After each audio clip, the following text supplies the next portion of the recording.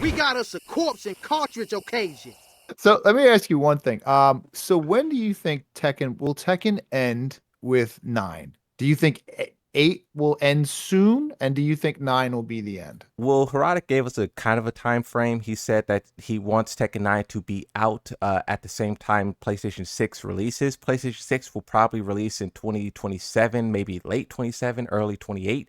If it does do that, that will give us like 2, 3 years more of Tekken 8, which I think people would be okay with. That would put us at like a season 4, maybe season 5 if they hit 28. So I think at Can you that point imagine? in time, they could do a Tekken 9, and Oof. if they did do that, it would be great. When you ask when will Tekken die or end, I think Yeah. it will end when Harada leaves, like the version of it we know. Because if you think about back to Tekken 1 and 2, Harada took over in Tekken 3, there was a huge shift then. Of course, it was a shift for the better, but Harada immediately started to replace characters. He immediately started taking the game in a wild direction, and Nakatsu could do the same thing. I think what'll happen eventually is obviously the company, Namco, whatever, Bandai Namco, there have been so many things over the years. When Harada leaves, that's when the company would be like, oh, we need to get some money out of this thing. And that's when you'd probably start seeing the collections and then you'd see it go to a whole different person.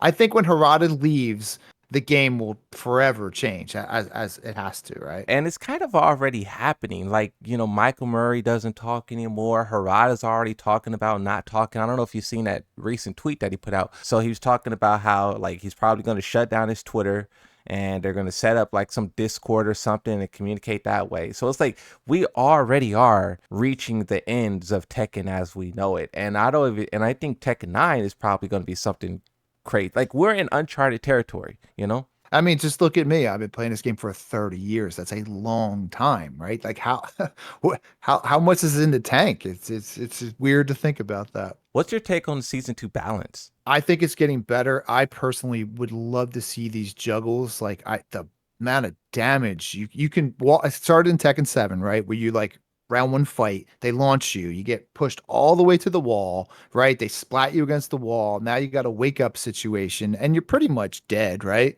If you're not a good player, you are dead. And I would love to see this balance like approach these juggles. They're just absurdly damaging. How do you feel about like the tag games? Because the developers contribute its failure, Tag 2 specifically, because it had so many characters and players struggled to learn all of those characters and also play against those characters. Most people drowned in that. So for you, as someone with all of this legacy, knowledge, and skill, how was your Tekken Tag 2 experience? And are you dying for Tekken Tag Tournament 3? So that's a great question. So I'll be honest, I like the first tag more than tag two because the first Tekken tag still had that authentic martial arts sort of, they were like real people kind of thing. And it was less about like super duper juggles. And I'm gonna say I prefer Tekken Tag 1. It's a good game, and if anyone can still play it to this day, it holds up. It's a fantastic game. And like even Kazuya in that game, he looks like a real person. He's like human. Tekken 2 is just overblown. It's like Tekken 8 kind of in a way. It's just like, oh my God, it's just like noisy, cool, fun because everyone's there, right? It's like a field trip, right? It's like a vacation day playing Tekken. Everybody's here and we're all having fun. It does get old. It's cool, but I always prefer main entry Tekken games. And those games take way too long to come out. I'll take a Tekken 9 over a Tekken Tag 3 any day. Why don't they just knock it off and just put one mode where you can play tag within the game? Like, I mean, I know you could have there's like tournaments and all. You could add a whole different layer to tournaments. You could have the tag part and you can have the traditional part. I know people hate that, but I would think in modern gaming, they could develop a mode where you can make a dude come in and out. Tekken 9, let's just say Tekken 9. I don't think it'd be that hard, right? Have both. Why is it one or the other? You know, I want heat to be dropped in Tekken 9. Whatever you're doing with heat, I just don't just get rid of it. I don't know. It's kind of cool. It's a noisy mechanic. It adds so much chaos. As a legacy Tekken player, I can do without heat. How do you feel about installs though? I like installs. I think they're dope, and I think they can stay. But here's the deal with this heat, and this is how I think everything can stay. Earn it. It doesn't have to be there every round.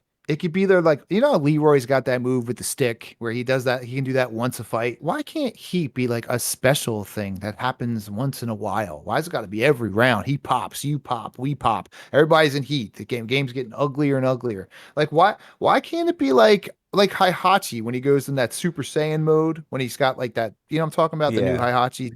See, it's special. You're like, oh, I know he's gonna do it. Things are gonna get interesting. Heat should be way more interesting. And I also, this is the one thing I think they need to do. This would be good. Heat should be able to stop a juggle right smack in the middle. Say like you're getting juggled in some stupid Dragonoff juggle that's like 16 hits, right? Say you pop Heat, right? It would like break, they could do an animation. It would just break the combo. And then you guys could like set back to neutral. I think that would be a more clever way to use Heat. I pitched that idea in season 1. I can't remember if people liked it or disliked it. I'll probably do a poll on the channel, but I do think if they aren't willing to nerf combos, you have to implement something like that. The interesting Crazy. part about it too is that in the beta, Harada said that combos were too long, and then in season 2, he gives every character a tailspin. Like, what is that? They simplified the controls a lot in Tekken 8, and I don't like that because I used to see people pull certain, like especially Brian Fury. Man, I have so much respect for people for inputs. Like Kazuya players, I will always respect a Kazuya player. If you're blasting electrics on me, you're the best, dude, because you're showing me that you have a talent, right? And in Tekken 8, like what's her name?